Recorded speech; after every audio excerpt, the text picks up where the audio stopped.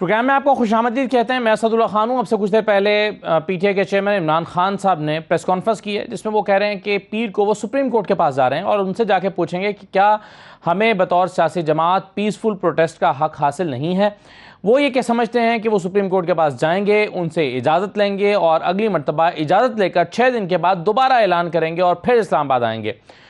और वो ये भी समझते हैं कि कुछ गलतियां रह गई जब पहले वो इस्लामाबाद आए थे और उसकी वजह से कुछ मसाइल का सामना करना पड़ा, अगली मरतबा उन गलतियों को दूर करके आएंगे।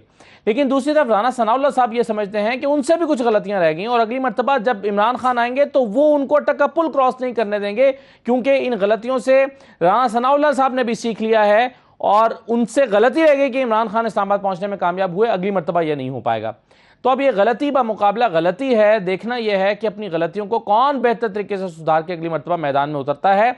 लेकिन दोनों सूरतों में जो टकराव है, ऐसा लगता है कि उसके लिए राना सनाउल्लाह साहब भी तैयार हैं और इमरान खान भी पीछे हटने को तैयार नहीं है। लेकिन इमरान खान को एक रास्ता यह नजर आ रहा है कि वो समझते हैं कि वो सुप्रीम कोर्ट के पास जाएंगे और इजाजत लेकर जब करेंगे तो फिर रास्ते बंद नहीं किए जाएंगे और फिर टीयर गैस की शेलिंग नहीं होगी। दूसरी तरफ पेट्रोलियम मसनूआत की कीमतें बढ़ाने पर शहबाज शरीफ साहब जो हैं, उन्होंने आज भी अदालत में जब वो पेश हुए FIA की अदालत में, उन्होंने बयान दिया। उन्होंने कहा कि दिल पर पत्थर रखकर एक पेट्रोल बढ़ाने का फैसला किया गया है। मुल्क की जो मुआशी हालात हैं और जो आलमी मंडी में तेल की कीमतें हैं, उसकी बिना पर सब्सिडी नहीं दी जा सकती और तेल सस्ता नहीं रखा जा सकता। ये शहबाज शरीफ साहब का आर्गूमेंट था जो उन्होंने दिया और साथ ही कल अपनी तकरीर में उन्होंने गरीब लोगों के लिए 28 अरब रुपए की सब्सिडी का ऐलान भी किया है या रिलीफ पैकेज का ऐलान भी किया है। इस रिलीफ पैकेज का जो तनासुब बनता है बोझ पर, यानी एक तखमीने के मुताबिक 480 अरब रुपए का बोझ आएगा आवाम के ऊपर पेट्रोल का सालाना और 40 अरब रुपए माहाना बोझ आएगा 30 रुपए बढ़ने की वजह से। लेकिन 28 अरब रुपए 500 अरब का बोझ और फिर 28 अरब का रिलीफ, तो ये कितना इंपैक्ट डालेगा, इस पर भी हम आज के प्रोग्राम में गुफ्तगू करेंगे। और दूसरा, इमरान खान साहब के हवाले से अभी तक ये असेसमेंट्स की जा रही हैं कि उनकी पार्टी मुश्किल में है या वो जिस तरह से ट्रैप हुए हैं, फंस गए हैं, हुकूमत ने चीज़ों को बेहतर करना शुरू कर दिया है और अब हुकूमत का जाने का कोई इरादा नहीं लगता है। शहबाज शरीफ साहब का गुज़श्ता रात का जो खिताब था उससे भी यही मालूम होता है और मिफ्ता इस्माइल की जो प्रेस कॉन्फ्रेंस है उससे भी यही मालूम होता है कि अब यह हुकूमत स्टे करने के लिए यहाँ पर है। तो ऐसे में इमरान खान क्या करेंगे? अमजद खान न्याई साहब मेरे साथ मौजूद होंगे, पाकिस्तान तहरीक इंसाफ के रहनुमा। अली गौहर बलोच साहब मुझे ज्वाइन करेंगे, मुस्लिम लीग नून के रहनुमा। और डॉक्टर फ़ारूक सलीम साहब मेरे साथ मौजूद है, मुआशी तजज़ियाकार। मैं खुशामदीद कहता हूँ डॉक्टर फ़ारूक सलीम साहब। सबसे पहले तो मिफ्ता इस्माइल साहब ने जो आज प्रेस कॉन्फ्रेंस में कहा कि पेट्रोल असल में तो 270 रुपये होना चाहिए, मैं आपको सुनवा देता हूं उन्होंने क्या कहा है अपनी प्रेस कॉन्फ्रेंस में, सुन लीजिए। तो पेट्रोल की मद में जो इनका प्रोग्राम था वो ये था कि 1 पैसे की सब्सिडी नहीं होगी। हुकूमत को 84 रुपए का नुकसान था डीजल पे, तो पहले 84 रुपए बढ़ाएं, उसके बाद 30 रुपए की लेवी बढ़ाएं, तो वो बढ़ गए 114 रुपए। 144 की प्राइस थी तो ये हो गया 258 रुपए और इसके ऊपर सेल टैक्स लगाएं। तो शौकत तरीन साहब के फार्मूले पे इमरान खान की जो अहद इमरान खान ने किया था IMF से, उसके तहत डीजल की कीमत 300 रुपए होनी चाहिए और पेट्रोल की कीमत भी 260-270 रुपए होनी चाहिए थी। हम उस फार्मूले पे नहीं जा रहे, ना हम टैक्स लगाएंगे इसके ऊपर, ना हम पूरा अभी कॉस्ट भी रिकवर कर रहे हैं। जो शौकत तरीन साहब बार बार कहते हैं कि वो पैसे रख के चले गए, हमें बता दें कि कहाँ पैसे रखे हुए हैं। मैं बड़ी खुशी से वो पैसे इस्तेमाल कर लूंगा, लेकिन कोई पैसे नहीं रखे। मुझे ये नहीं पता है, मैं सच्ची बात बताऊं, कि पहली को बढ़ेगी या नहीं बढ़ेगी, क्योंकि 26 को इतना पेट्रोल बढ़ाया है तो मुझे नहीं लगता कि इतना मुनासिब होगा कि 2-4 दिन में फिर से बढ़ा दिया जाए। तो मेरे ख्याल से शायद नहीं बढ़ेगा। डॉक्टर फ़ारूक सलीम साहब, ये जिस तरह से पेट्रोल को मैनेज किया जा रहा है, पिछली हुकूमत भी मैनेज करने की कोशिश कर रही थी, उन्होंने भी इसको नीचे रखा। अब ये हुकूमत भी समझती है कि होना तो 270 का चाहिए या वहां तक जा सकता है अगर इस पर टैक्सेस वगैरह लगा दिए जाएं, लेकिन हम इसको 180 पर रख रहे हैं और फिर ये कि ये 30 रुपए शायद और बढ़ जाए आने वाले दिनों में, ये खदशा भी मौजूद है। तो पेट्रोल को बेहतर तरीके से कौन मैनेज कर रहा है? मौजूदा हुकूमत मैनेज कर रही है, पिछली हुकूमत मैनेज कर रही थी, या दोनों को नहीं कर रहा है? देखिए, इस वक्त एक मुल्क है पूरी दुनिया के अंदर जो महंगा पेट्रोल ले रहा है आलमी मंडी और में बेच रहा है। अब 193 ममालिक हैं जो यूनाइटेड नेशंस के मेंबर हैं, उसमें से सिर्फ एक मुल्क ऐसा है और वो मुल्क है पाकिस्तान। सस्टेनेबल नहीं है ये मामला, जो कि साबका हुकूमत ने जो फरवरी की 28 तारीख को जो सब्सिडी दी थी। अगर जरा सी आप तारीख देखें तो साबका हुकूमत का बजट था पिछले साल वाला उसमें एक आइटम दिया गया था 610 अरब रुपए का पेट्रोलियम लेवी। ये आईएमएफ के साथ मुआहदा किया था साबका हुकूमत ने कि वो 610 अरब रुपए का टैक्स लगाएंगे, जिसका मतलब ये बन रहा था कि 30 रुपए फी लीटर पेट्रोलियम लेवी की मद में जो टैक्स लगना था वो साबिका हुकूमत आईएमएफ से एग्रीमेंट करके गई। आप नवंबर की 22 तारीख 2021 शौकत की तकरीर निकाल के देख लीजिए। उन्होंने मीडिया को बताया था, उन्होंने कहा था कि 4 रुपए फी लीटर टैक्स लगाएंगे और वो हर महीने लगा करेगा जब तक वो 30 रुपए फी लीटर नहीं पहुंच जाता। अभी फिर आप देख लीजिए कि मई की 25 तारीख को इसी साल में जो आईएमएफ ने स्टेटमेंट बताई है उसमें उन्होंने इन चीजों का जिक्र किया है। उन्होंने कहा है कि हुकूमत जो हमसे वादा करके गई थी, अब देखिए आलमी इदारे जो हैं वो ये नहीं कहते कि हमने किस हुकूमत के साथ मुआहदा किया था, वो हुकूमत पाकिस्तान वजारत खजाना के साथ मुआहदा करते हैं। और अगर हुक्मरान बदल जाए, वजीर आजम बदल जाए, वजीर खजाना बदल जाए, उससे उनको कोई फर्क नहीं पड़ता। हुकूमत पाकिस्तान ने मुआहदा किया था। अब मई 25 लेकिन को डॉक्टर साहब लिखते उसमें हैं, यह है उसमें यह है कि जी हुकूमत ये पाकिस्तान तहरीक इंसाफ डॉक्टर साहब ये समझती है कि कॉरस्पॉन्डेंस हो रही थी, मुआहदा हतमी शक्ल पे नहीं पहुंचा था, लेकिन ये मुआहदा होने वाला था और इसको परसू करने की जरूरत है। तहरीक इंसाफ ये समझती है अगर मौजूदा हुकूमत भी इसको परसू करे तो ये एग्रीमेंट हो सकता है, लेकिन ये हुकूमत सियासी वजूहात के बिना पर या अमेरिका के दबाव में परसू नहीं कर रही है इसको। जबकि दूसरी तरफ सिर्फ यह कहा जा रहा है कि जी ऐसा कोई लेटर मौजूद नहीं है, ऐसी कोई कॉरस्पॉन्डेंस मौजूद नहीं है या ऐसा कोई एग्रीमेंट मौजूद नहीं है। तो ये तो पाकिस्तान तहरीक इंसाफ की हुकूमत भी कह रही है कि एग्रीमेंट अभी नहीं हुआ था, कॉरस्पॉन्डेंस हो रही थी, इसको आगे बढ़ाने की जरूरत है। तो आईएमएफ के हवाले से बात कर रहे हैं या रूसी तेल के बारे से बात कर रहे हैं? खान साहब, रूस के साथ मुआहदे की, रूस के साथ मुआहदे की हम बात ही नहीं कर रहे खान साहब। अभी तो तेल पेट्रोल की कीमत की और जो मुआहदे किए हैं साबका हुकूमत ने उसकी बात हो रही है। आप रूस के तेल की बात करना चाहते हैं उसके मुतालिक भी हम बात कर सकते हैं, लेकिन ये मैं खत्म कर दूं।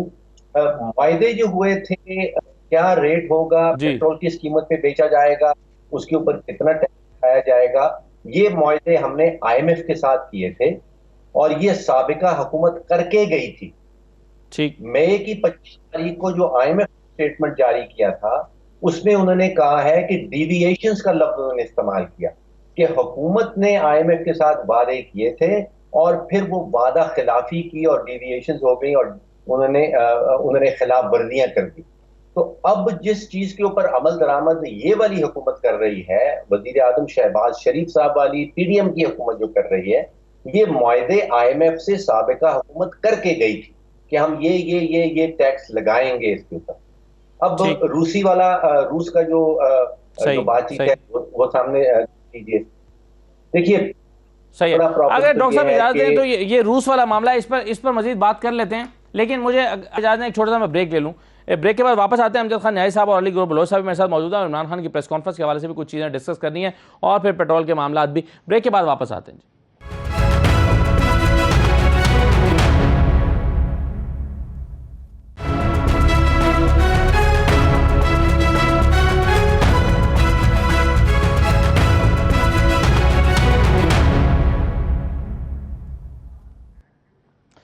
दोबारा आपको खुशामदी कहते हैं। अमजद खान न्याई साहब, आज जो इमरान खान साहब ने प्रेस कॉन्फ्रेंस की है और कल भी उन्होंने गुफ्तगू की थी, उन्होंने कहा कुछ गलतियां हमसे रह गई, हम इन गलतियों को दूर करेंगे और 6 दिन के बाद दोबारा मैं अनाउंस करूंगा।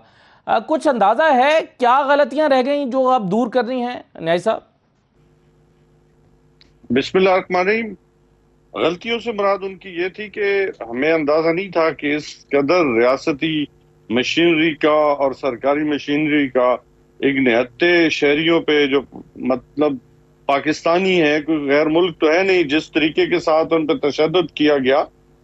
हर सतह पे हम हर चीज मैनेज थी, लेकिन ये हमें अंदाजा नहीं था कि इस हद तक वो चले जाए कि ये चीज हमसे मैनेज नहीं हुई, ताकि हम इसका बर वक्त जो है वो ये भी हम साथ लेके पूरा करते और ताकि ये जो तशद्दुद तक ये लेके गए चीजों को हर सतह पे, यूसी से लेके वार्ड से लेके हर जगह पे पुलिस गर्दी और जिस तरीके के साथ जहाँ पे रुकावटें डाली थी वहां पे जो शेलिंग हुई है और फिर वहां पे जो जहरीली गैस के टीएस जो है ना वो फायर किए गए, ये अनफॉर्चुनेट है। फिर जो है ये गन्स के साथ इन्होंने फायर किए हैं जो लोगों को लगे। इवन हमारे एरिया के लोगों को, हमारे वर्कर्स को, हमारे भाइयों को लगे। ये मतलब अफसोसनाक था और ये तैयारी नहीं थी।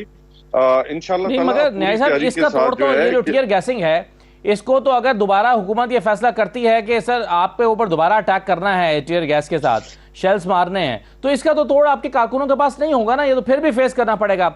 इस दफा तो राना सनाउल्लाह साहब भी ये समझते हैं कि उनसे भी गलतियां रह गई हैं, और गलतियां ना रही होती तो आप अटक का पुल पार ना कर सकते, और वो अब ये कहते हैं कि अटक का पुल अगली दफा पार नहीं करने दूंगा आपको।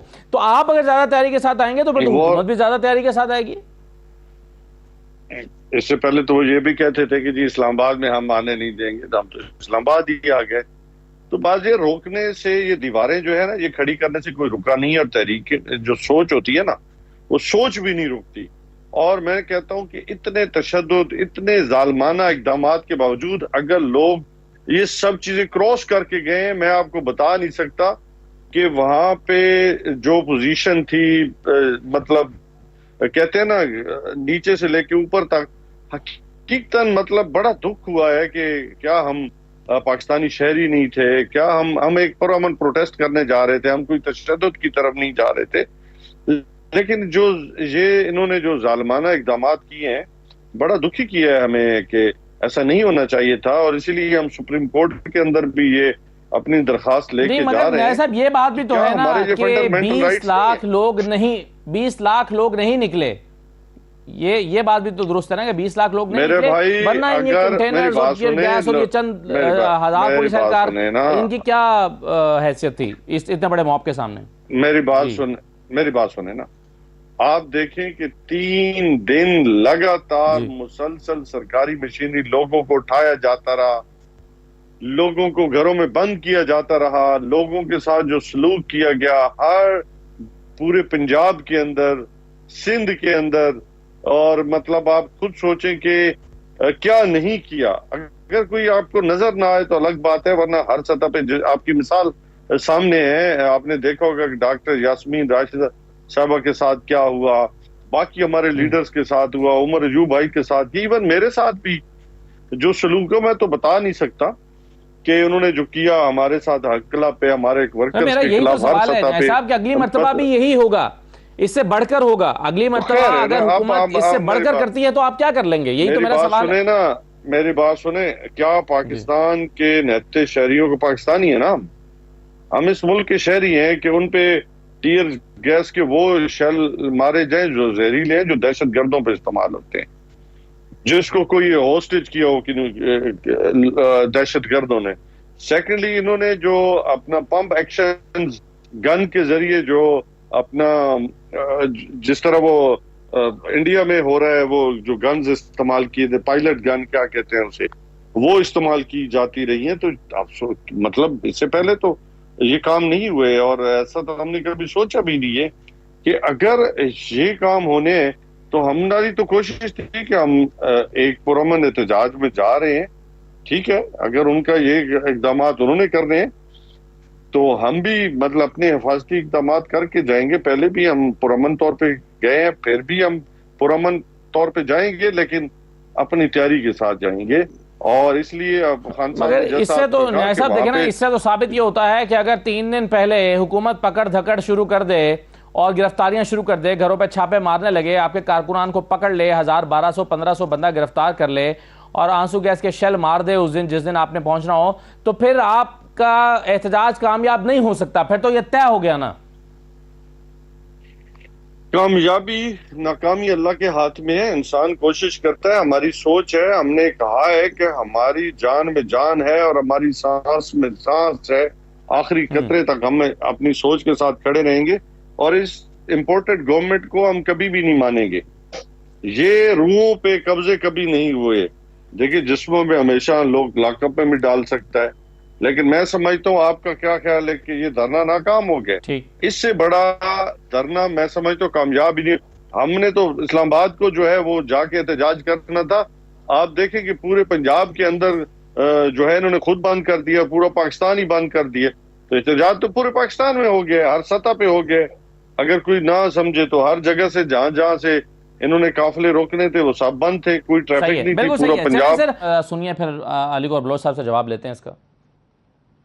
मैंने उनको 6 दिन का टाइम दिया था, उसके बाद मैं अनाउंस करूंगा कि हम फिर कब आ रहे हैं इस्लामाबाद, और इंशाल्लाह इस बारी तैयारी करके आएंगे। जो इन्होंने हमारे से किया है उसको हमने कैसे काउंटर करना है वो हमने पूरा प्लान बनाया हुआ है। सुप्रीम कोर्ट में हम जाएंगे पिटीशन लेके, और सुप्रीम कोर्ट से आज हम पूछेंगे हम कि क्या इस मुल्क के अंदर एक पुरअमन एहतजाज, और एहतजाज भी इन चोरों के खिलाफ, क्या ये इस मुल्क में एक डेमोक्रेटिक पार्टी का हक है या नहीं है? हमें वाज़ेह तौर पे बता दें कि क्या ये पकड़ धकड़ होनी है या नहीं होनी। मैं बड़े अदब से अपनी अदलिया से कहना चाहता हूं कि इम्तिहान ये आपका भी है, हम जा रहे हैं आपके पास। मैं सिर्फ आज अपने इदारों को यहाँ बैठ के आप सबको कह रहा हूँ कि ये मुल्क जा रहा है तबाही की तरफ। इस मुल्क को बचाने के लिए सिर्फ हमने कोई ठेका नहीं लिया हुआ, ये सारी कौम का जिम्मेदारी है, ये इदारों की जिम्मेदारी है जो ये सारा तमाशा देख रहे हैं। और ये अगर इसी तरह चलता रहा तो वो सब जिम्मेदार होंगे जिन्होंने अलाउ किया इस तरह के करप्ट मुजरिमों को, उनको जो ऊपर बैठाया, ये सब जिम्मेदार होंगे।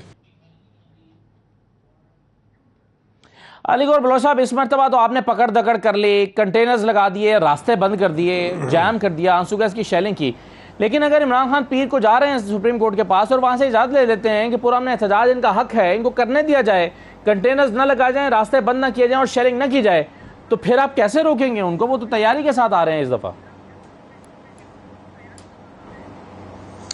देखें असदुल्ला खान, बात बड़ी सिंपल है। खान साहब ने अभी बात की और आपने देखा कि वो अपनी बात में किस तरह से उनका वही स्टाइल है कि दूसरे को गाली देना और गलत बात करना और झूठ बोलना। पहली बात तो ये है कि खान साहब सबसे बड़े तो चोर आप हैं। जब जाहिर है खान साहब के आगे माइक भी पड़ा होता है, स्क्रीन भी लगी होती है, तो फिर जो उनके मुंह में अरलम परलम आता है वो फिर बोले जाते हैं। और जो चूँकि उन्होंने पूरी कौम को दरस ही बेहूदगी का, बदतमीजी का दिया है। बात करने का मकसद ये है कि खान साहब को पता है कि इससे पहले उन्होंने 16 से 17 जलसे किए हैं। मगर ये हमारी ये बताएं, ये राना सनाउल्लाह साहब के मुंह से क्या फूल झड़ते हैं जब वो बात करते हैं? गौर बलोच साहब, नहीं मतलब देखे ना, ये जो कंडेम करते हैं तो सारी सियासी जमातों के लोगों को कंडेम किया जाता है, लेकिन राना सनाउल्लाह साहब जब बात करते हैं और जब तलाल चौधरी साहब बात करते हैं, जब आपकी पार्टी के और लोग बात करते हैं, तो क्या फूल झड़ते हैं मुंह से? मैं अगर असदुल्ला खान, मैं आपसे ये गुजारिश करूंगा कि 26-27 मिनट के बाद अगर मुझे मौका दिया है आपने प्रोग्राम में, तो फिर मुझे बात तो मेरी मुकम्मल होने दे। अगर मेरा भाई हर सेकंड के बाद अगर नमाज पढ़ रहे थे, मैं तो बहुत देर से आपका मुंतज़िर था। जिस तरह जिस तरह से न्याजी साहब को टाइम दिया मेरे भाई को, थोड़ा सा मुझे भी गुजारिश करने का मौका दे। मैं ये गुजारिश कर रहा हूँ, कहिए इन्होंने जो जलसे किए हैं पूरे, जो इन्होंने पूरे मुल्क में जलसे किए हैं, इनको किसी ने एक छड़ी भी मारी है उन जलसों के दौरान? कोई इनको, बल्कि इनको सिक्योरिटी प्रोवाइड की है। बात यह है कि जब इमरान अहमद न्याजी और शेख रशीद और इनके सारे हवारी और इनकी लीडरशिप जो है वो खड़े होकर हुकूमत को और स्टेट को ललकारेंगे कि ये तो जनाब मतलब है कि ये खूनी मार्च है और खून बहा देंगे।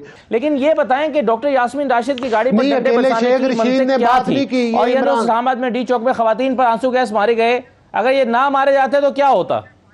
खून बहता? देखिए बात यह है, जब आप कानून को अपने हाथ में लेंगे, जब दफ़ा 144 लगी होगी और जब आप उसकी पाबंदियां तोड़कर एक इस्लामाबाद का अमन तबाह करने के लिए, पाकिस्तान का अमन तबाह करने चढ़ाई के लिए जाएंगे, तो आपको रोका जाएगा, कानूनी हाथों से रोका जाएगा, शेलिंग के जरिए रोका जाएगा, सख्ती के साथ रोका जाएगा। इस बात मुझे ये बताएं, सुप्रीम कोर्ट ने इनको इजाज़त दी कि वो अपना के डी चौक की तरफ आप ना जाएं और फलां जगह पर जाकर जलसा कर ले? इनके फॉरेन कारकुन उधर पहुंचे और उनके ऊपर भी शेलिंग करके उनको भगाना पड़ा। पूरे इस्लामाबाद में इन्होंने आग नहीं लगाई, वो ब्लू एरिया के ऊपर सुप्रीम कोर्ट ने तो सर ये भी कहा था कि आप इन कारकुनों को रिहा करें। आप लाहौर हाई कोर्ट में पिटीशन दायर करना पड़ी तौहीन अदालत की। सुप्रीम कोर्ट ने ये भी कहा था कारकुन रिहा करें, मगर नहीं किया आपने। नहीं, कारकुन रिहा कर दिए। उनका कोई दीगर पर्चा होगा या मुकदमा होगा, अगर रेट पिटीशन की है तो हम जाकर कोर्ट में जवाब देंगे इनकी रेट पिटीशन का। बात करने का मकसद ये है नहीं कि लाहौर हाई कोर्ट में आपने गैर मशरूत माफी मांगी है इस बात पे। मेरी बात सुनो, भाई बात सुने, चले अगर किसी को रिहा नहीं किया तो कर देना चाहिए था, कोर्ट के ऑर्डर है, कोई 2-4 बंदे होंगे तो उनको रिहा करना चाहिए। ये तो इदारों की बात है, इसमें कोई पार्टी की तो नहीं, ये तो दायरे के लोकल लेवल का अरेंजमेंट होता है। लेकिन गुजारिश करने का मकसद ये है कि अब ये फिर ऐलान कर रहे हैं कि जिस सुप्रीम कोर्ट के आगे पहले इमरान अहमद न्यादी ने झूठ बोला है, अब ये कह रहा है कि मैं दोबारा सुप्रीम कोर्ट में जाऊंगा। सुप्रीम कोर्ट में जी बिस्मिल्लाह जाएं, जो भी सुप्रीम कोर्ट आर्डर करेगी हम उसकी तामील करेंगे, लेकिन इस बात को सुप्रीम कोर्ट फिर खुद देख लेगी कि ये उधर क्या असर करते हैं। अगर ये पुरअमन रहे, हमारे जलसे पीडीएम के प्लेटफॉर्म पे हुए थे, कोई एक गमला नहीं टूटा था। मौलाना फजलुर रहमान इतने दिन आकर इस्लामाबाद बैठे, शहराए वो कश्मीर हाईवे भी चलती रही, किसी ट्रैफिक को जैम नहीं किया गया। तो सर उनको आने भी तो दिया गया था ना। गमला तो तब टूटता जब आपके रास्ते में कंटेनर्स लगाए जाते, आपके रास्ते में कंटेनर्स लगाए जाते तो गमला भी टूटता, शायद इससे बढ़कर भी कुछ टूटता अगर कंटेनर और आंसू गैस की शेलिंग होती कारकुनों पे। ये नहीं हुआ ना, ये तो आप मानते हैं। बिल्कुल। अगर मुझे ये बात बताएं कि हमने को खूनी मार्च की बात तो एक दिन भी नहीं की, हमने को खूनी मार्च की बात नहीं की, हमने, हमारी तारीख भी ये नहीं है कि हमने किसी तरह पीटीवी पर हमला कर दिया हो, हमने अदालत के ये तो मैं पूछूंगा न्याय साहब से, उन्होंने खूनी मार्च की बात क्यों की थी? हमने पीटीवी के वो दरवाजे, हाँ, अगर ये लॉकडाउन की बात करेंगे, अगर ये लॉकडाउन की बात करेंगे, अगर ये 22 करोड़ अवाम का और इस्लामाबाद के शहरियों और पाकिस्तान के शहरियों का अमन तबाह करने की बात करेंगे, तो इमरान अहमद न्यादी सुन ले 92 न्यूज के वसातत से और आपके प्रोग्राम की वसातत से, हम फिर इनको सख्ती के साथ रोकेंगे। हम इनको पाकिस्तान में तबाही और बर्बादी नहीं मचाने देंगे, आग नहीं लगाने देंगे। पहले 4 साल में आपने पाकिस्तान में लूट मार की, फरागोगी के जरिए की, बड़े बड़े स्कैंडल्स बनाए, पाकिस्तान की मईशत को तबाह किया। आप पाकिस्तान के अमन को तबाह करना चाहते हैं? हरगिज नहीं। अलबत्ता जो अदालत फैसला करेगी, बिल्कुल सही है सर, फरागोगी को पकड़े, सजा दें, जो पाकिस्तान के मुजरिम हैं उनको सजा मिलनी चाहिए। लेकिन इस सारी सूरत हाल का, ये सारी जो सूरत हाल है ये जुड़ी हुई है इसके साथ मुआशी सूरत हाल पाकिस्तान की। डॉक्टर फारूक सलीम साहब, एक तो जो पहले बात हो रही थी, ये जो आज भी इमरान खान ने कहा, उन्होंने कहा कि मैं रूस के साथ मुआहिदा कर रहा था 30%। हमारे से कहा कि ज़रा इसको एक्सप्लेन करें कि 30 रुपये सस्ता पेट्रोल मिल रहा था। उन्होंने कहा कि इंडिया ने 30 रुपये सस्ता 25 रुपये लिया और 25 रुपये कम कर दिया पेट्रोल उसी दिन जब इन्होंने बढ़ाया है। तो ये होने जा रहा था, लेकिन ये हुकूमत सिर्फ अमेरिका के दबाव में परसू नहीं कर रही उसको, वरना वो एग्रीमेंट मैच्योर हो सकता है। इसको कैसे देखते हैं फारूक सलीम साहब आप? देखिए असदुल्ला साहब, पेट्रोलियम मिनिस्ट्री का कहना ये है कि एक डॉक्यूमेंट सिर्फ एग्जिस्ट करता है जो पाकिस्तान की तरफ से लिखा गया था कि हम ये चाहते हैं। उसका जवाब कोई नहीं है रूस के पास, रूस ने कोई जवाब नहीं दिया, किसी किस्म का कोई मुआहदा एग्जिस्ट नहीं करता। और दूसरी चीज़ जो आपने इंडिया के हवाले से की, इंडिया सिर्फ अपना 6% तेल जो है वो रूस से खरीद रहा है, और जिसके जो कीमतें कम की गई हैं उसका रूस के तेल से, जो इंडिया में कीमतें कम की गई हैं उसका रूस के तेल से कतन कोई ताल्लुक नहीं है। वो उन्होंने अपना लोकल टैक्स जो है, फेडरल एक्साइज ड्यूटी को कम किया है और उसके नतीजे में पेट्रोल की कीमत कम हुई है। तो ये एक झूठा बयानिया है, इसके पीछे कुछ सच नहीं है। ये एक मनगढ़ंत कहानी है जो बताई जा रही है, और मैं समझता हूँ इससे अवाम को गुमराह किया जा रहा है। इसके पीछे हकीकत कुछ नहीं है। देखिए, जो इस किस्म के पॉलिटिकल जलसे होते हैं जिनको वो संगीन सियासी वाक़या कहते हैं, जिस तरह की लॉन्ग मार्च अभी पीटीआई ने की, इससे मईशत को बहुत नुकसान पहुंचता है। IMF की एक बड़ी डिटेल स्टडी है, उन्होंने कोई 34 ममालिक में ये स्टडी की है, और वो ये कहते हैं कि इस किस्म का जब वाक़या होता है तो तकरीबन 1% ऑफ GDP, यानी कि पाकिस्तान के हवाले से एक मार्च ऐसी जो होती है उसमें $4 अरब का मुल्क को नुकसान होता है। आप समझिए कि 800 अरब पाकिस्तानी रुपए का नुकसान होता है, और वो तकरीबन 18 महीने तक उसका असर जो है वो मईशत के ऊपर रहता है। तो आप सोचिए कि एक इस किस्म की लॉन्ग मार्च जो होती है, चाहे वो किसी भी हुकूमत के पीरियड के दौरान हुई हो, जो पुरानी लॉन्ग मार्चेस हैं उनका भी नुकसान होता है। ये 25,000 रुपये का फी पाकिस्तानी, हर पाकिस्तानी खानदान के हिस्से का नुकसान बनता है। 25,000 rupees for every Pakistani family. देखिए, हमने बुनियादी नुक्ता ये है कि क्या हमने जत्थे की हुकूमत को हुकूमत की इजाज़त देनी है या कानून की हुक्मरानी होनी है। असल सवाल ये है कि PTI और इमरान खान साहब जो हैं साबिक वज़ीर आज़म, वो जंग हारे हैं पार्लियामेंट के अंदर। जो हारी हुई जंग पार्लियामेंट के अंदर है उसको अब वो सड़कों पे जीतना चाहते हैं। तो ये एज ए कौम, एज एन अदालत, बाकी इदारों ने ये सोचना है कि क्या इस चीज़ की इजाज़त हमने देनी है कि जो पार्टी जंग पार्लियामेंट में अंदर हारे उसको क्या सड़कों में वही जंग जीतने की इजाज़त होनी चाहिए या नहीं।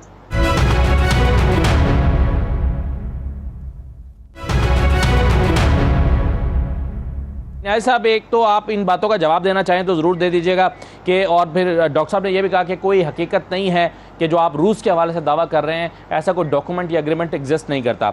दूसरा, मैं आपको मिफ्ताह इस्माइल साहब का बयान सुनवाना चाहता हूं जिसमें वो अपना पूरा मुआशी प्लान सामने रख रहे हैं। आपको बड़ी उम्मीद थी कि हम आने वाले दिनों में अगर मईशत नहीं संभलती, इनसे इतना महंगाई का तूफान आएगा, मईशत का दबाव आएगा, डॉलर बढ़ता चला जा रहा है तो ये हुकूमत खुद छोड़ देंगे, लेकिन इसके बरक्स ऐसा लगता है कि हुकूमत अब चीज़ें मैनेज करना शुरू हो गई है। न्याय साहब, ज़रा सुनिए मिफ्ताह इस्माइल साहब की प्रेस कॉन्फ्रेंस का एक टुकड़ा।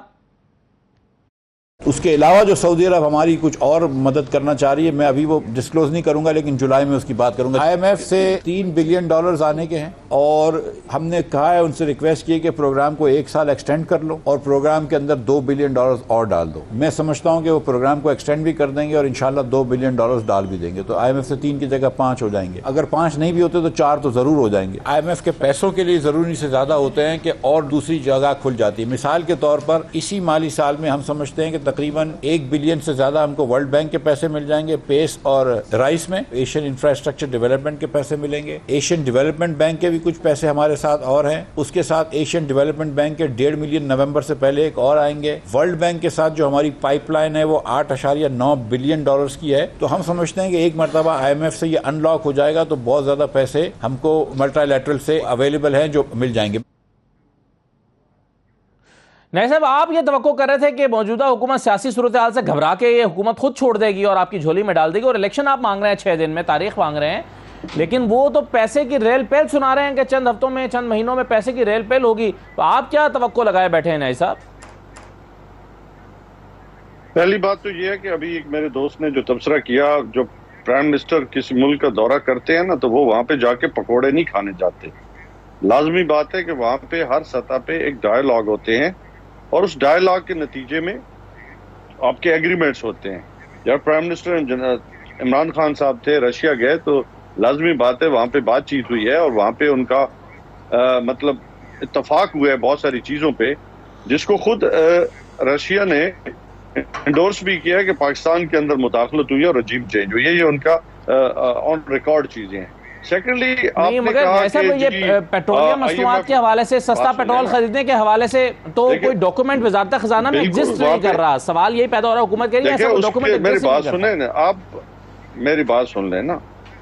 जब आपको पता है कुछ चीजें होती है ऑन द स्पॉट, कुछ होती है पहले आपके एग्रीमेंट्स होते हैं। आप वहां पे गए, आपने एक चीज को मनवा लिया कि आप देखिए, उन्होंने प्यूटर ने बात की, खान साहब ने बात की, तो दोनों का एक चीज पे इत्तफाक हो गया कि हम आपके साथ तिजारत में आपके साथ करने पे तैयार है।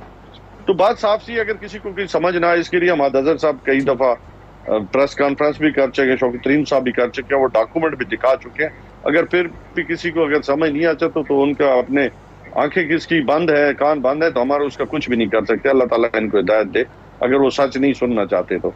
दूसरी बात यह है कि आपने कहा कि IMF हमेशा जब गुलाम बनाए जाते हैं तो उन्हें कुछ न कुछ कशकौल में डाला जाता है ताकि वो जो कौम है ना पूरी तरह हमारे काबू में आ सके। है तो हमें क्या उधार मिल रहा है ना, मुफ्त में तो पैसे नहीं है।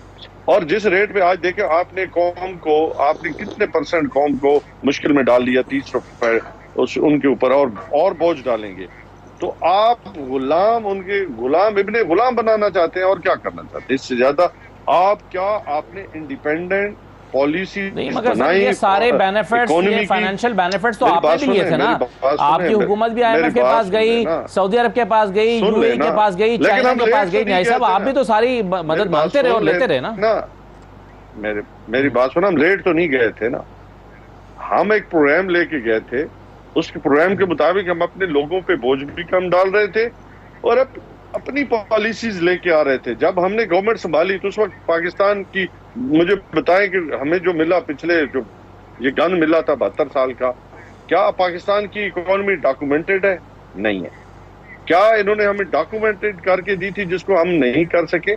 लेकिन फिर भी हमने जो टैक्सेशन थी उसमें इजाफा किया, हमने करंट डेफिसिट में कमी लाई, और जो आपका करंट अकाउंट बजट था उसमें आपने देखा कि कई दहाइयों के बाद उसकी बेहतरी आई है। आपकी इंडस्ट्री, टेक्सटाइल इंडस्ट्री बेहतरी में गई, लार्ज मैन्युफैक्चरिंग इंडस्ट्री आपकी बहुत ऊपर बूम में जा रही थी, आपके कंस्ट्रक्शन इंडस्ट्री, आपकी जो पाकिस्तानी जो थे 30 अरब डॉलर भेजने, मतलब आप देखें कि एक साल के अंदर आ रहा था। तो ये हमारी पॉलिसीज थी, लोगों का हम पे एतमाद था, और खुद वर्ल्ड बैंक IMF ने माना कि पाकिस्तान की जो ग्रोथ है वो 6% तक जा चुकी है।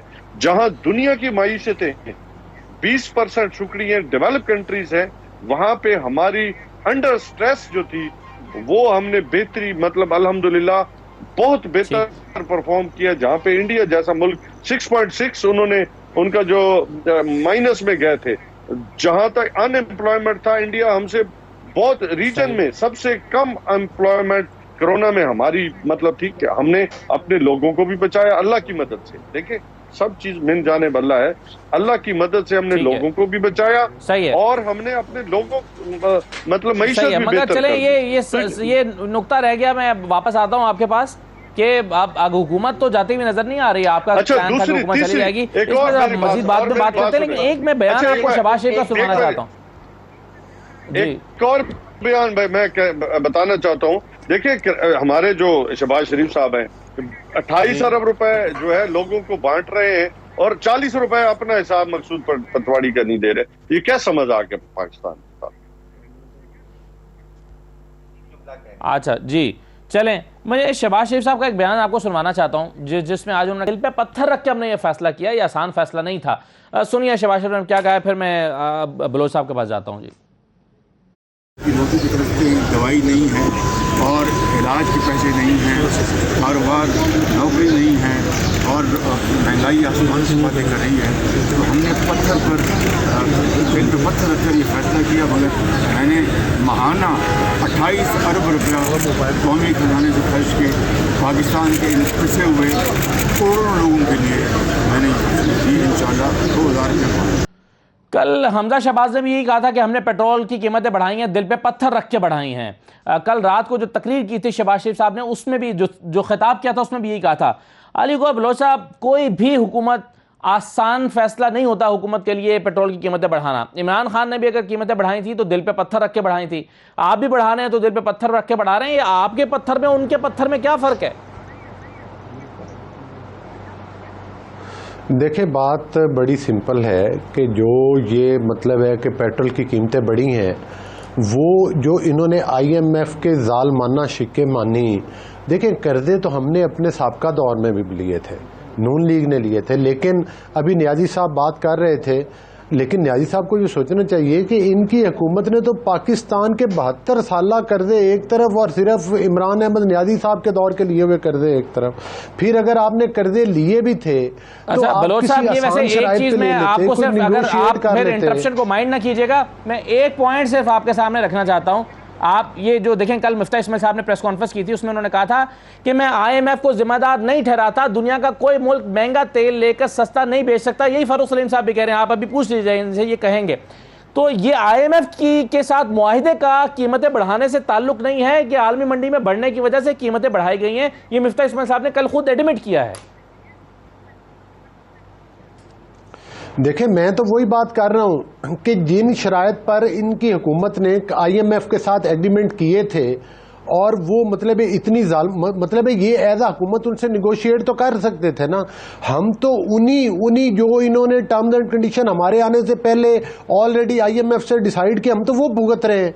जाहिर है अब अगर हम करते हैं तो वो आपको अगली किस्त नहीं देंगे, तो उसके लिए तो अब हमारे पास तो पोजीशन नहीं कि हम उनके साथ, नहीं सर, मैं यही कह रहा हूं ना, फर्दर कोई ऐसा अगर IMF से मुआहिदा ना होता। अच्छा बलोच साहब, ये बताएं, एक मिनट ये बताएं, अगर IMF के साथ हुकूमत का, हम इस वक्त तहरीक इंसाफ की हुकूमत का IMF के साथ कोई प्रोग्राम ना चल रहा होता, आप महंगा तेल खरीद के सस्ता बेच रहे होते, बेच सकते थे इकोनॉमी को, या पाकिस्तान की इकोनॉमी में?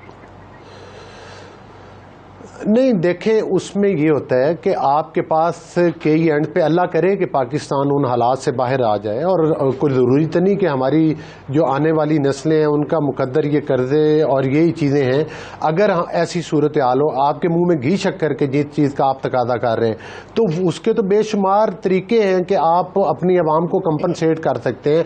आज तो देखें ना, वो आप पर पाबंदी लगाते हैं कि आप सब्सिडी भी ना दें। अगर आपके पास खजाने में वाफर पैसा है तो आप अपनी आवाम पर अरबों रुपये खर्च कर सकते हैं। आप उनको 10 रुपये लीटर भी दे सकते हैं अगर आपकी जेब में पैसे हैं तो उसमें तो कोई मुल्क, जाहिर है डिक्टेशन आपको तभी लेनी पड़ती है जब उनके आपने मुश्किल शराइत के ऊपर कर्जे लिए होते हैं। और सबसे अफसोसनाक बात, अगर हमने कर्जे लिए, हमने पाकिस्तान की रोशनियां बहाल की, लोड शेडिंग का खात्मा किया, हमने मुल्क में मोटरवेज बनाए, हमने सी पैक जैसा मतलब है कि एक शानदार मनसूबा तो पाकिस्तान में लेकर आए। भाई आपने तो अरबों रुपए के कर्जे लेके खा पी के हड़प कर लिए और डिकार लगा दिए। आपका तो कहीं आपने नाई की दुकान तक नहीं खोली, आपने कहीं एक ईंट तक नहीं लगाई, कहीं एक झोंपड़ी तक नहीं बनाई, आपने तो ये भी नहीं किया कि पूरे पंजाब में आपने हुकूमत की वोट चुराकर आपने एक टीचर तक भर्ती नहीं किया।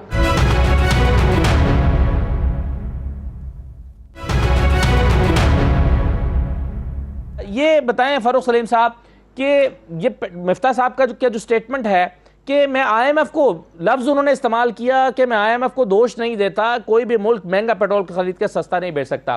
क्या आज हम ये कह सकते हैं कि इमरान खान भी आलमी मंडी में कीमतें बढ़ने की वजह से बढ़ा रहे थे और आज हुकूमत भी यही कर रही है? यानी उस वक्त भी इमरान खान की मजबूरी थी, कोई भी होता तो यही करता, और आज जो किया जा रहा है तो इस पर सियासत गलत होती रही है और आज भी गलत हो रही है। ये आप इस पर आपकी राय यही है सर?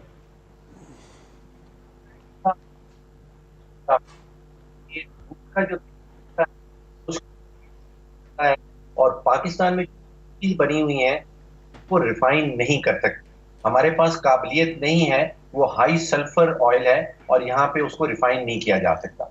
अच्छा, अब आईएमएफ वाली स्टेटमेंट और अभी डॉक्टर मिफ्ता इस्माइल साहब की स्टेटमेंट आपने सुनाई। देखिए, जो स्टेटमेंट डॉक्टर मिफ्ता इस्माइल साहब ने दी है वो माशी हिकमत अमली नहीं कहा जा सकता उसको। वो कर्जे लेने का प्रोग्राम जरूर है। उन्होंने हमें सब कर्जा जात बता दिए कि कौन से इदारे हैं जो आईएमएफ के हिस्सा बनने के बाद हमें कर्जा देने के लिए तैयार हैं। देखिए, इस मुल्क की जो माशी प्रॉब्लम्स हैं उनका हल मजीद कर्जे नहीं है। लेकिन उसे ब्रीदिंग स्पेस मिल जाएगी हुकूमत को सर? ये ब्रीदिंग स्पेस मिल जाएगी, लेकिन मजीद ऐड करने से हमारे माशी प्रॉब्लम्स हैं उनका हल जो है वो इस्लाहात में है। अगर आप पब्लिक सेक्टर एंटरप्राइजेज में 2000 अरब का नुकसान कर चुके हैं, अगर आप बिजली के सेक्टर में 2500 अरब का गर्दिशी कर्जा ले चुके हैं, अगर 4 अरब डॉलर की गैस इस मुल्क में चोरी हो जाती है, वो इस्लाहाती इकदाम है। वो हिकमत अमली का हिस्सा जरूर बन सकते हैं। वो वाली हिकमत अमली जो है उसका अभी तक हमें कुछ ब्रीफ नहीं दिया गया शहबाज शरीफ साहब की हुकूमत की तरफ से। ये कर्जा लेने की प्रोग्राम जो है ये इसको आप हिकमत अमली नहीं कह सकते हैं। सही है, बिल्कुल ये कर्जों का प्रोग्राम है, लेकिन आर्जी तौर पर शायद एक जो बिल्कुल वेंटिलेटर पर पड़ी हुई मैशत है उसमें कुछ थोड़ा सा उसको एक सांस मिल जाए। न्याजी साहब, ये बताएं कि वो एक सवाल तो मेरा पहले रह गया कि आपको लग रहा था कि ये हुकूमत तो अपने मुआशी जो इस वक्त मुल्क की सूरत हाल है उससे बोझ से तले दब के हुकूमत छोड़ देगी, वो तो नहीं होने जा रहा। तो आप 6 दिन में किस तरह से मांग रहे हैं हुकूमत? और दूसरा सवाल बिलोच साहब का था कि आपने कर्जे लिए तो उन कर्जों का क्या किया? खा पी गए, सारे साथ ले गए? ये सब जो कर्जे लिए गए ना, तो इनका जो डाला हुआ गन था, यानी कि जो इनके लिए हुए कर्जे थे ना, आप देखें उसके ऊपर शौकत तरीन साहब ने क्या दिया, पूरी शीट बना के दी है कि जो कर्जे लिए गए वो किस हिसाब से वापस किए गए। जब हम गवर्नमेंट में आए थे पाकिस्तान तहरीक इंसाफ, उस वक्त आपको याद होगा उस वक्त आपके पास कितना डॉलर्स आपके पास कितने पड़े थे और आपकी हालत क्या थी? आप तो ऑलमोस्ट दिवालिया हो चुके थे। ये हमने उसको रिकवरी में लेके स्टेबल किया और फिर अल्हम्दुलिल्लाह आज दुनिया मांग रही है कि आफ्टर 1.5 डेकेड के बाद जो है 2 डेकेड्स के बाद पाकिस्तान जो है वो ट्रैक पे आ गया। मैं नहीं कह रहा था, ये इकोनॉमिस्ट कह रहे थे, ग्लोबल अपने जो वो कह रहे थे, आईएमएफ कह रहा था, वर्ल्ड बैंक कह रहा था, जितने भी अशारिया नापने वाले, जितने भी इकोनॉमी को देखने वाले लोग थे वो कह रहे थे। तो आप खुद सोचे कि हमने पाकिस्तान को, फिर आप देखा कि जब वोट ऑफ कॉन्फिडेंस आया तो उसके बाद से आप क्या पोजीशन है। और मुझे ये बताया कि जब से इम्पोर्टेंट गवर्नमेंट हम पे मुसल्लत हुई है इन्होंने मुआशी तौर पे कितने इजलास किए हैं, उसके ऊपर इन्होंने क्या स्टेप्स लिए, सिवाय आज इन्होंने जो नवीद सुनाई है कि हम कर्जे दोबारा कशकौल उठा के भाग रहे हैं जरूर, और हर एक मुल्क के पास इतने कर्जे लेके आएंगे ताकि जो भी नई गवर्नमेंट आएगी तो उसके गले में ये फंदा डाल के जाएंगे ना, और क्या करेंगे। जब हम गए थे उस वक्त कहाँ लोड शेडिंग थी, कहीं पे भी नहीं थे, हर चीज अपने अंदाज से बेहतर चल रही। कौन सा इदारा ऐसा नहीं था जो बेहतरी की तरफ ना गया हो। मुझे जब हम आए थे तो मुझे कोई एक इदारा ऐसा बता दे जो बहुत बेहतर हालत में चल रहा हो। हमने PIA को बेहतर किया, हमने हर एक इदारे को बेहतर किया, मतलब हमने कोशिश की कि वो इंडस्ट्री आगे बढ़े, लोग आगे, उनके पैसा, इवन किसान है उनको 1100 अरब रुपए एक्स्ट्रा गए। उससे आप देखें कि आपका रूरल साइड जो था वो दोबारा पैरों पे खड़ा हो गया था कि अरसे के बाद। तो बात यह है कि कोई ना माने तो अलग बात है, हम तो अपनी पूरी जो सकत थी 3.5 साल में हमें जो मिला था गंद 72 साल का, उसको आप देखें, एक चीज टूटी हुई हो, टूटा हुआ मकान हो, उसको जोड़ने में आपको टाइम लगता है। फिर देखें आपने जो महंगी बिजली के जो मायदात थे, जो हमारे गले का पता थे, इन्होंने क्यों नहीं हाइडल पावर स्टेशन पे काम किया। हमने आते हुए डैम्स पे काम शुरू करा दिया। आप देखें, ये जो अभी कह रहे थे कि जी डैम्स पे कहाँ काम, और अल्लाह का शुक्र है सबसे पहले उसी जगह पे पहुंच गए तस्वीर खिंचवाने कि जी डैम पे जी काम 26 में नहीं 23 में करें। तो बात समझने की है, कोई अगर अकल की बात करें, हमने मुल्क की इकोनॉमी को भी ठीक किया, अल्हम्दुलिल्लाह हमें फख्र है। हाँ देखें, अक्सर मैं अक्सर कहता हूँ, जो एक बीमार है ना, बीमार है तो वो हॉस्पिटल में जाता है, उसको इंजेक्शन देते हैं, वो उठ बैठता है। लेकिन एक स्कूल में जब बच्चा जाता है, वो नालायक होता है ना, तो उसको 1 साल 2 साल चाहिए होते हैं उसको अपने उस प्लेटफॉर्म तक आने के लिए, ताकि वो जो है वो अपने ट्रैक पे आ तो सके। आपको वक्त लगा, बिल्कुल सही है, मगर बलोच साहब मैं आखिर में आपने गंद डाला 72 साहब जी, ठीक है जी, सही है, ठीक करने में भी तो वक्त लग। चले, मेरे पास वक्त खत्म हो गया। बहुत शुक्रिया तमाम का प्रोग्राम में शिरकत करने के लिए। अमजद खान न्याई साहब, अलीगौर बलोच साहब और डॉक्टर फरूख सलीम साहब प्रोग्राम में शिरकत करने का शुक्रिया। इजाज़त दीजिए, अल्लाह हाफिज़।